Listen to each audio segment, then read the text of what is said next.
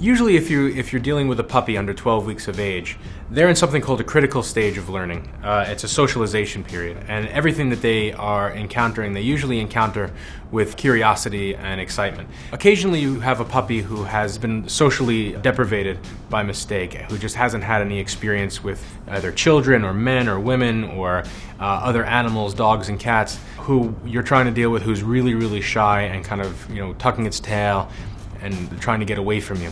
Be sure not to push that dog over its comfort level by forcing it to deal with something. A lot of times we have a really hard time seeing that, and we think that the dog is young enough that they should be able to deal with it, and we're forcing them to interact with whatever it is that they're afraid of, and that can sometimes make it a little bit worse.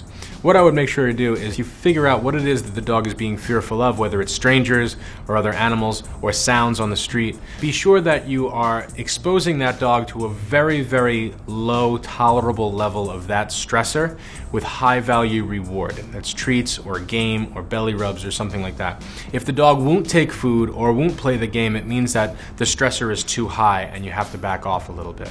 So that sometimes it might mean that if the dog is showing excessive fear around thunder, that might mean that you're finding thunder online on the computer and you're playing it really low, almost inaudibly, while the dog licks peanut butter from a Kong or chews its favorite bone. And little by little, day after day, that gets a little bit louder. It's called desensitization. So you're desensitizing the dog to something that's creating a fear.